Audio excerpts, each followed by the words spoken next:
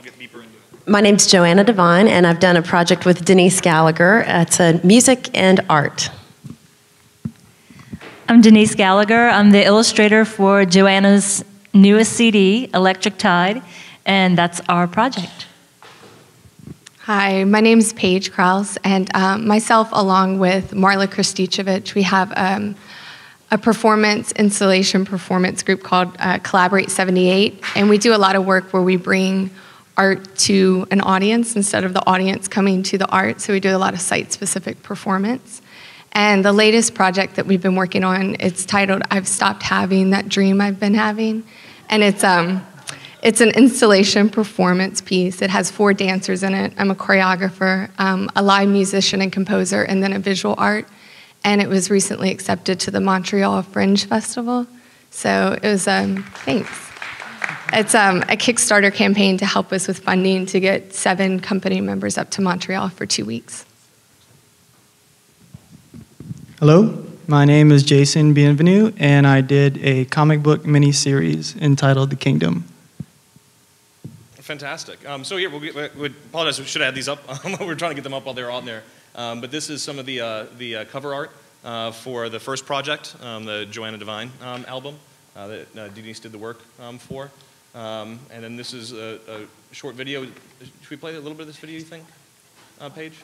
Yeah, if you have time, that'd be great. Yeah, we can do it in a second. So just give you guys a flavor of what it is, and then we'll get a little deeper into the discussion.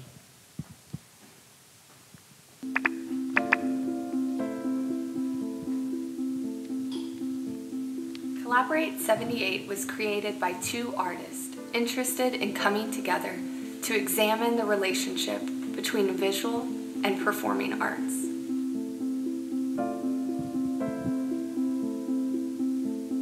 We have had the privilege for the past year to work as the artist in residence at the Acadiana Center for the Arts in Lafayette, Louisiana, creating a performance installation of the work I've Stopped Having That Dream I've Been Having. We began the process by collaborating with composer, musician Philippe Landry, creating a performance installation with movement for sound and sound for movement. With my work being process-driven, I have created a performance rich with images, words, and stories which explore the landscape of dreams. I was drawn to the nature in which Philippe worked. His commitment to the process was deeply involved, which gave us both a new platform in creating and collaborating. We collected and surrounded ourselves in the process, creating a performance which explored the dream state, combining an original live score, modern dance, and site-specific visual sculpture. So here's where we need your support. So here is where we need your support. We were recently selected to perform this work at the Montreal Fringe Festival in June 2012. Le Festival Fringe de Montréal montre les talents de la musique, de la comédie, de la danse et du théâtre des artistes locaux et internationaux. Your generous donation will help 7 company members with airfare, housing accommodations, stipends for each company member, and supplies for us to recreate a portable set. This will be our first time to showcase our work to an international audience, and we are really excited. We just need your help to get us there. Thank you for supporting our adventure in bringing this work from Lafayette to Montreal. Thank you for supporting our adventure in bringing this work from Lafayette to Montreal.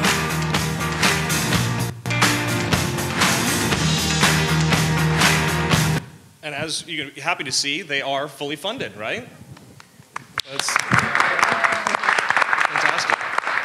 I'll just play a quick short video of the Electric Tide as well, so you guys get a sense of that project. My name's Johanna Divine, and I'm a writer and musician. I'm Denise Gallagher, and I'm an artist. When I first saw Denise's work around town, I was immediately drawn to it. She uses story and color in her artwork, and this layering effect in her paintings and drawings that, to me, is just beautiful.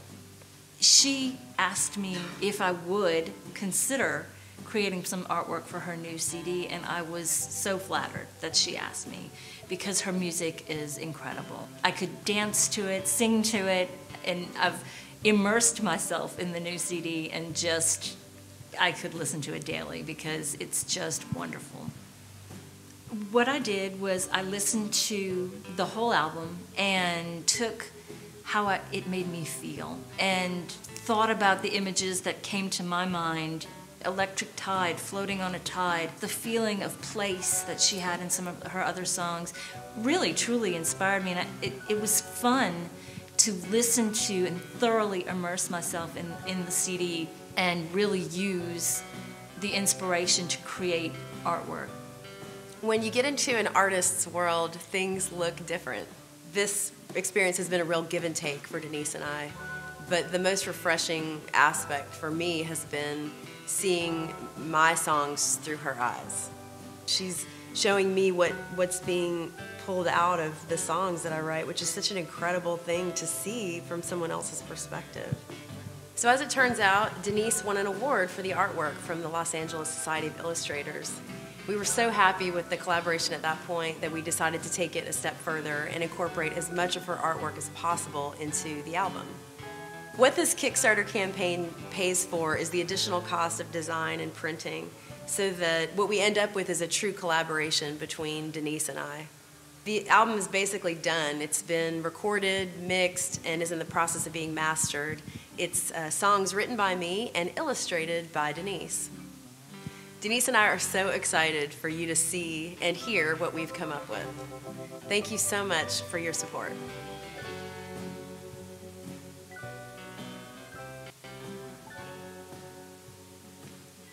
And yet again, another fully funded project there as well. It was fantastic. And so then, leading into this is some of Jason's work. Jason, why don't you tell us a bit more about your project and why Kickstarter? Why did you decide to go that direction with your project? Sure. This is a couple of pages from the first issue of the comic book, and I had actually finished the first issue before I had found out about Kickstarter. I actually heard about Kickstarter from Cody Chamberlain, who had used it to fund his comic book project. So I went ahead and researched Kickstarter and basically just decided to give it a shot, and it worked out pretty good. So what was the intent? Was to be able to start getting some pre-sales going? The thing that I like about Kickstarter is that it's a win-win situation. It's a fundraiser, and it's also a promotional media item.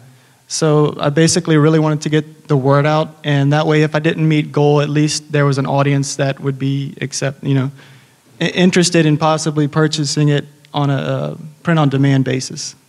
But and your project was fully funded as well, right? Yes, it was. Fantastic. Denise and Johanna, was it a similar rationale for you guys why you got into Kickstarter, or what drove you to that platform? Well, Johanna asked me to do the original design for her new CD, and she loved it so much that she wanted to do more, more art. She said, I want more, but I can't afford to pay you. And so she came up with the idea. It was Johanna's idea to do what we are calling an illustrated CD, or what is it called for artsy people? Right, illustrated music for artsy people. Illustrated music for artsy people. That was our little tagline.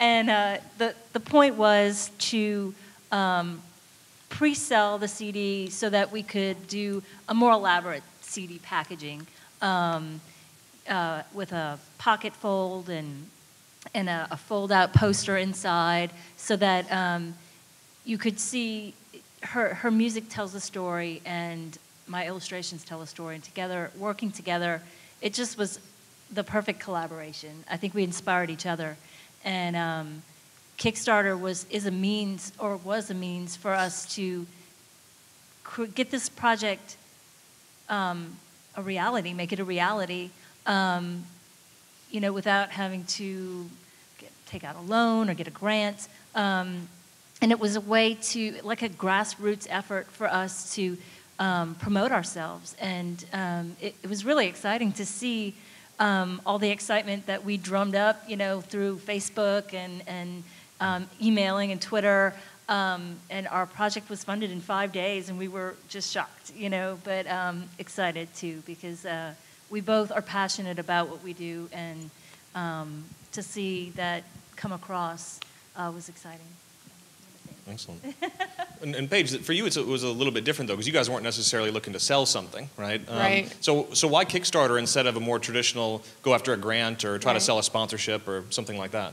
Yeah, well, we had actually found out about being accepted in Montreal in November, and so it's kind of a quick, with grants, there's a lot more prep work that goes into it, and it was just too quick that we couldn't apply for many grants. And honestly, I mean, I think there was something about Kickstarter that, for me, dance is probably one of the hardest things that gets funding. It's really hard to fund dance, and it's hard for your community to get behind it.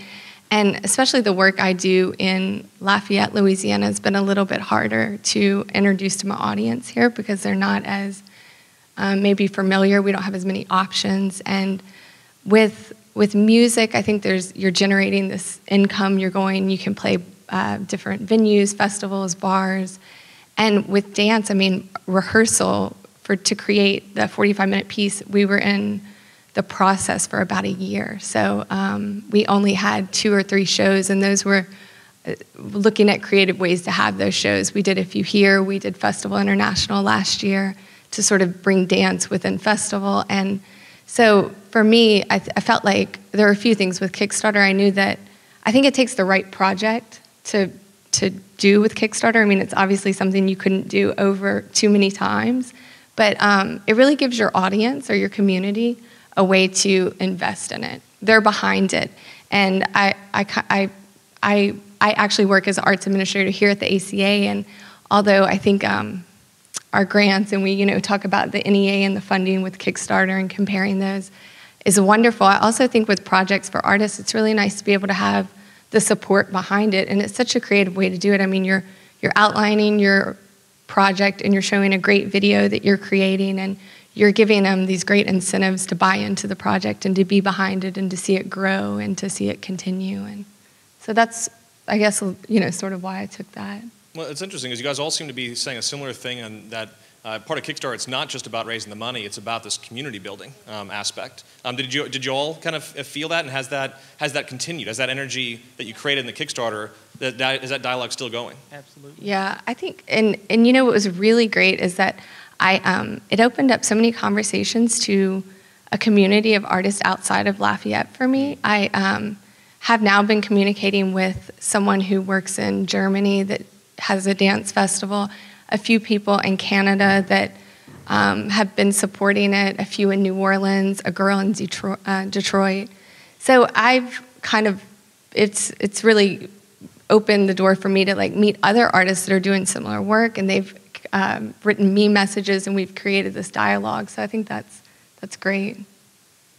I would just add that I think this is all about collaboration, and I've heard that term thrown out a lot today, just in the sessions that I've attended. So I think this is a great way that we're not only collaborating with each other as artists, but almost collaborating with the audience. I mean, you can put a reward out there and see what shines and see what's popular and see what people want and see what people respond to. You can interact, literally there's no distance between the artist and the audience here. I mean, you're, in some cases interacting as you're creating the work. So I'm not sure, Jason, you had mentioned something about how you had already started the project essentially before you went out and got Kickstarter. Right. I had started it for myself. Did it change your, I was sort of curious, did it change your outcome? I started the project for myself. I hadn't intended to show it to anyone, and then once I actually had the first issue, I decided, well, let me find a way to get this out to people that might want to look at it.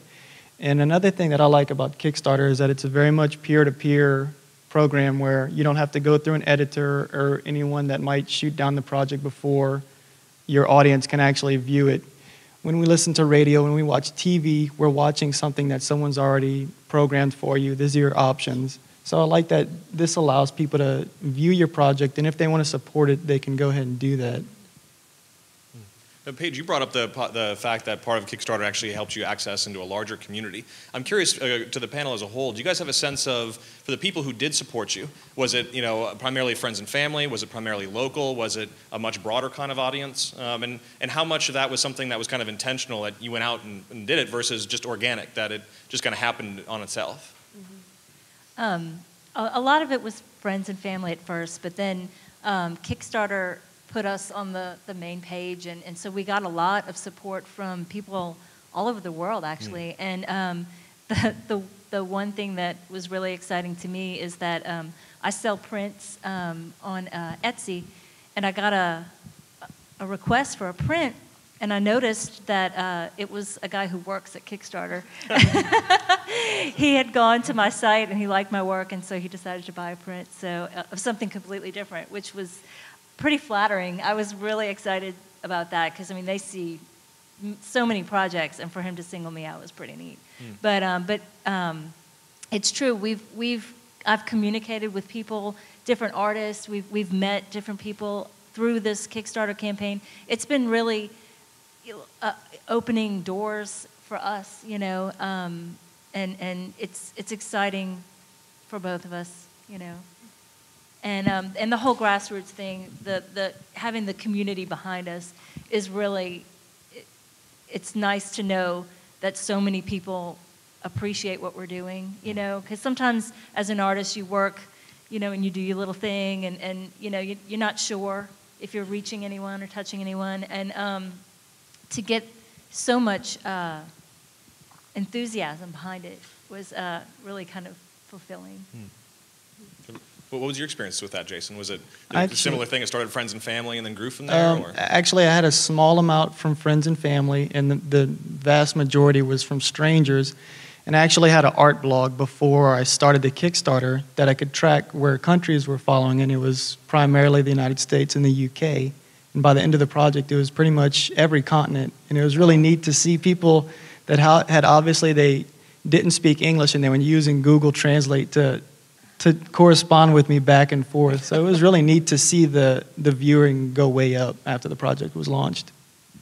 Paige, what was your experience with that? Yeah, I would say it's the same. I mean, I had such a range, and of course, like at the beginning, it was friends and family, and there are 7 of us that work in the collective, so we, of course, had like a lot of people that we were marketing it to, and one of the, I guess, funny things about it was that Philippe, who's the composer and musician, he lives in New Orleans now, but it was sort of this running joke, he's never been on an airplane, and so someone made a joke like, put Phil on the plane, and his family, who has no idea what he does, they just know like his day job, but they don't know him as an artist at all, was just like, put Phil on a plane, and they bought into it because of that.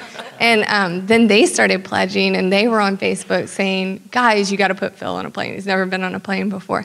And they would pledge, and then they would come back and pledge some more. So they kept updating it. So it was kind of funny to see that he's going to get on a plane now and go to Montreal. Yeah. So one of the big things with Kickstarter, for anyone who's not familiar, is that when you pledge, you have different levels, and if you pledge at certain levels, you get certain rewards or kind of return for that. How much of a challenge was that for you guys to figure out what you wanted to do? Did you spend a lot of time like kind of agonizing over it? Did you just throw it out there? And did you gather any best practices from that process? Do you want to? I knew that the rewards were very important, but I was so anxious to just hit the ground running that I had to kind of pull back the reins a little bit. And I went ahead and looked at what Cody did for his rewards.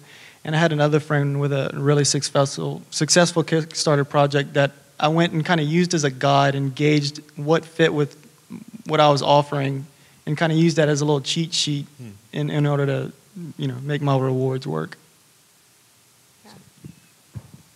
You can go ahead. I was going to say we sort of agonized over it. Denise and I met. We met several times and actually came up with a bunch of different lists, and then we would run it by people. So we would sort of say, "Would you support this? What do you think about this?" And Denise's husband Donnie was really helpful in. He had supported a number of Kickstarter projects of different sort of genres, and he was just instrumental in kind of helping us sort through and figure out what would be the most marketable, but also what fit our personality and kind of what we wanted to put out there. And one of the things that we talked about a lot was really not wanting to separate the music and the artwork. We really wanted to keep those things together as a unit so that it wasn't like you could pick. It was like, this is a project and this is how we're doing it, and we want you to engage with us, as we do this together. So I think that really played into how we structured our rewards. And we just decided, actually, we got a lot of communication from our backers and other folks who said they'd be really interested in a vinyl album. When I bridged that to Denise, she was, of course, excited because it's bigger, right? It's 12 inches instead of 4. And so, she was like, this is awesome. This would be great to have, our project on vinyl. And so we have 10 days left of our project, and so we're going to launch that as kind of a new reward. So one of the great things about Kickstarter is you can actually tweak your project after it's launched. Not the goal and not the timing, but you can tweak the reward. So if you get a backer who's really interested in one thing, or a lot of backers who are interested in one thing, you can actually add that thing if it works with your budget. So during the course of our Kickstarter. Yeah, I'm sorry. No, it's okay. I had a gentleman from Europe that he wanted to back me at 200, and he wanted to know what was going into the making of kit, and I hadn't planned on, I was going to work that out if the project got funded, so I had to just kind of sit there and scratch my chin and try to figure out what's going into the making of project. So other rewards definitely did evolve throughout the actual run. But what was your experience, Paige, with the rewards? I'm sorry, I couldn't make out what she said. Yeah, mine. Yeah. Yeah. It took me forever. I had to make myself stop looking at other things that people were doing. And I had to go back to the group and just say, like, well, what's kind of unique about us? And then we went from there. I mean, I had like tons of ideas, and then I scratched it. I just sat down at like midnight one night and made myself iron them out. And I think it kind of represented like our personality. And I knew that our bigger donation, if it was like 1,000 or more, we do, as a group, we like have monthly potlucks. So we just have we get together and we take ourselves out of the creating, and we go to someone's house and we just drink wine, have great conversation and good food. And so we were like, oh, that has to be our big one. So we're going to do, thanks to Jackie, she's going to host our backyard brunch. And we'll have like a backyard brunch for our donors and the people that kind of supported that. So I think it's really nice to sort of make it about you and your group and the artists that you're working with. Fantastic. What would you say to someone in the audience who's... Oh, actually, we're having questions already. Okay, apparently. we're going in the tyranny of the masses here. So I'm working on a Kickstarter right now for a food product, and I'm wondering to what degree you all focus on beefing up your Facebook friends first, and to improve, sort of percentage-wise question, the percentage of likes that you got on Facebook. How did you see that? And did everybody here sort of played on Kickstarter yet? Because I know you're track it. So the number of likes that you had on Facebook, did you see a proportional growth in your investment as your likes grew, or no? I think we had more likes than we had backers. Yeah. But I mean, the growth of the number of likes. Whenever I launched the Kickstarter and I started getting likes, I went through those likes and noticed there were other artists. So what I did was I built up a little database of artists. And if you are going to launch a Kickstarter, I'd recommend just starting a Facebook, even if it's just your company. And another thing that I found was a little taboo, that one of my friends that launched a project that was unsuccessful, they constantly asked for funding. And what I did was I just asked for people to just simply check out the project, and if they liked it, to share it. And I found that it was a lot more successful than straight out asking for funds. So that might be something you might want to consider. We did the same thing. We didn't really say, give us money, support us. It just felt wrong. Check it out and share it with your friends. Because that's really what it's about, is like, out of every 200 people, maybe one person would be interested in it. But you got to find that one person. So how are you going to find that person? Well, you can find them through Facebook, which I think in the end was like maybe 11% of our funding were actually, like, if Denise and I posted on Facebook and that a person clicked that link to Kickstarter, Kickstarter tells you your stats. So it'll tell you what your percentage of links from Facebook was. And it was, 10%, which is great. But it wasn't 80.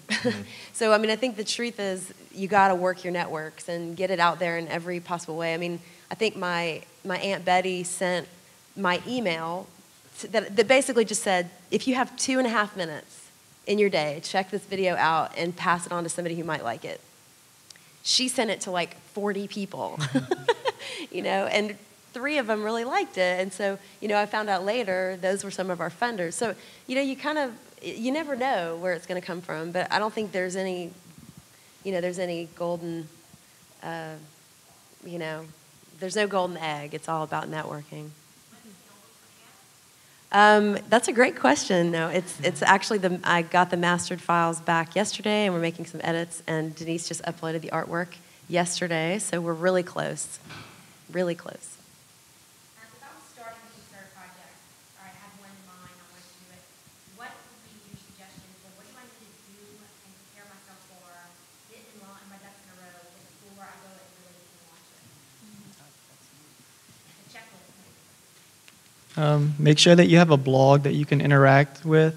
I'd definitely suggest having a Facebook and possibly Twitter. I don't really mess with Twitter that much.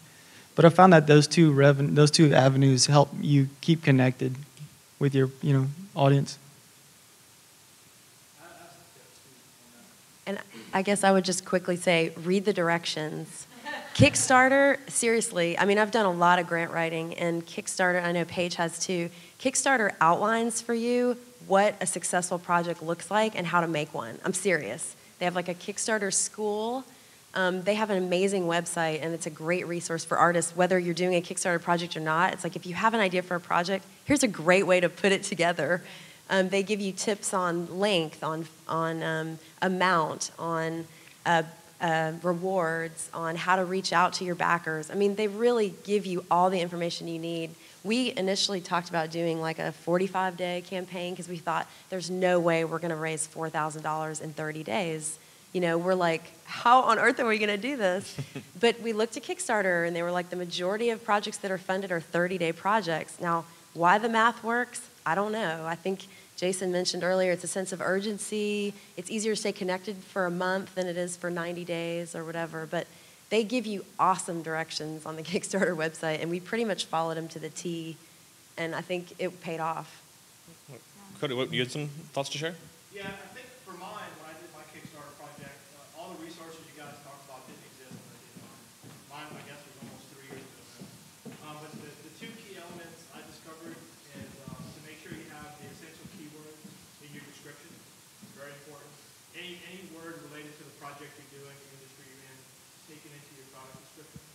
And the second, the secret weapon for me, and the reason mine went viral is I had original content in the video you can only see in the video. So I did have a blog, I had a lot of resources, but if you repeat those everywhere, they might read your blog and go away. I pushed everyone to the original content in the video, and basically just said if you wanted to see my sample artwork, go here. So it was more of, see the content, so content's king, right? See the content, if you like the content, maybe they'll back it. So that was my approach versus started revealing the project and hope they go to Kickstarter.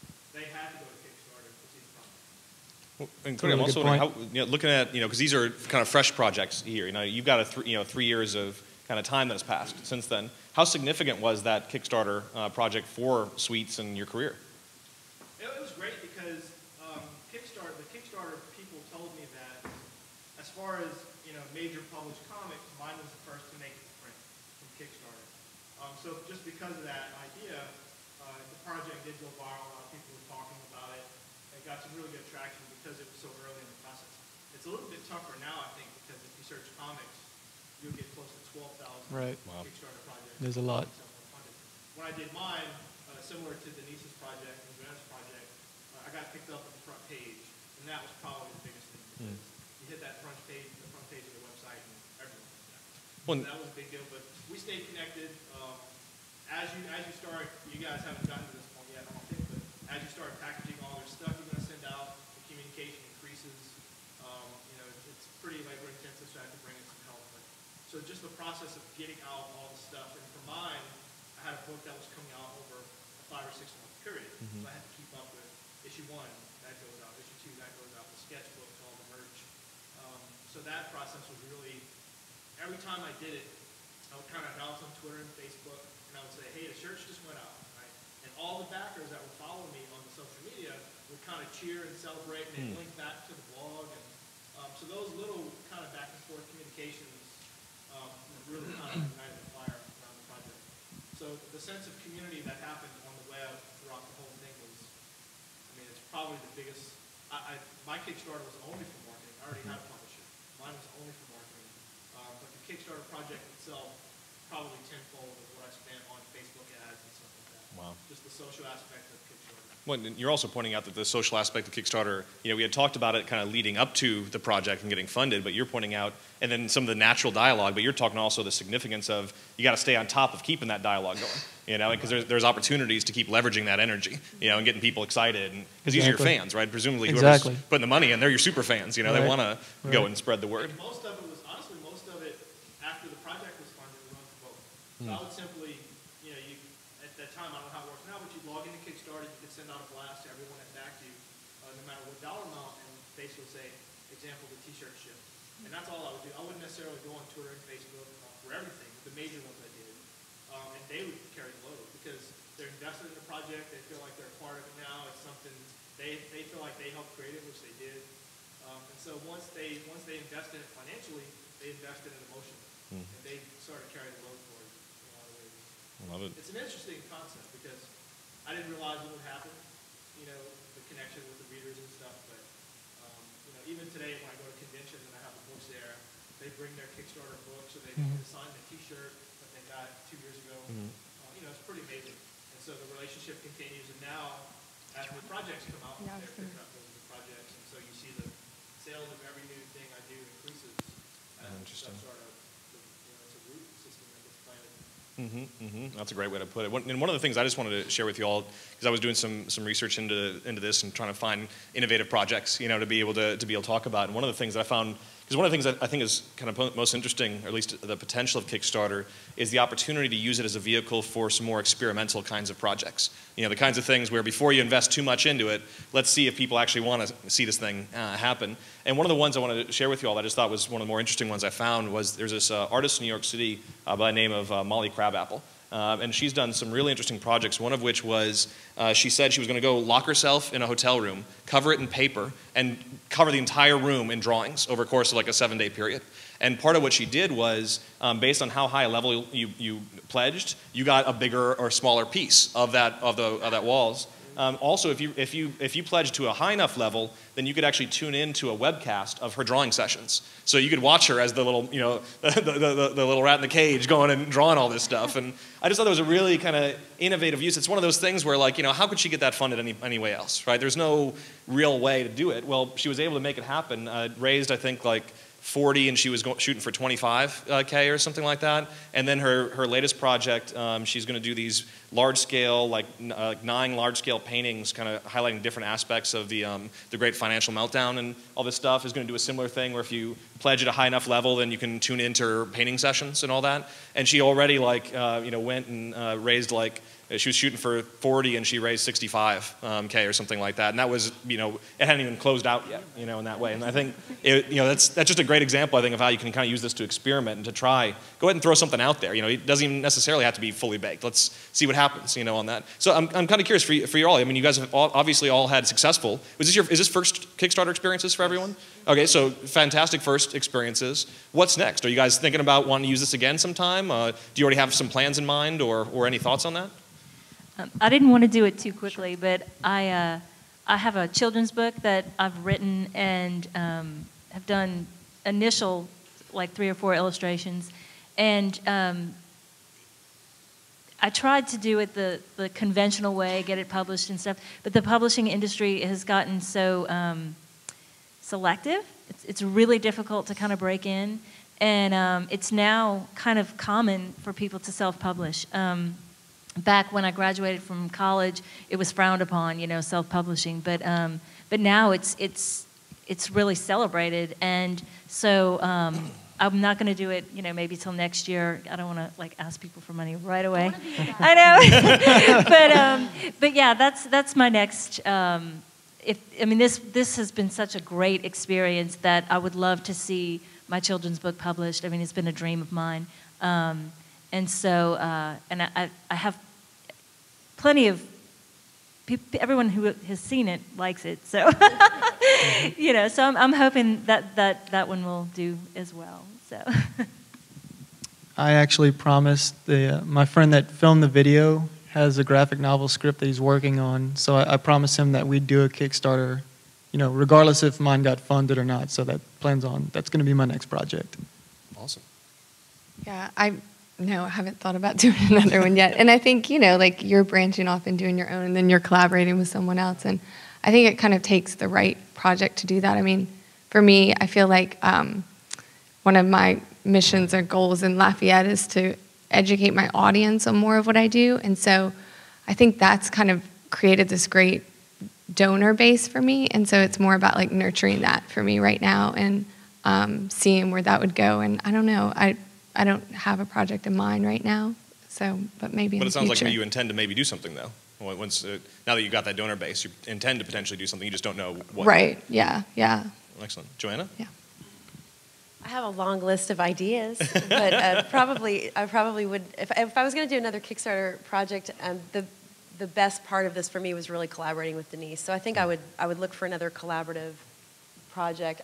For some reason, I've had really great success with that in Lafayette. I feel like I'm in this pool of incredible artists and creative people. And so why not?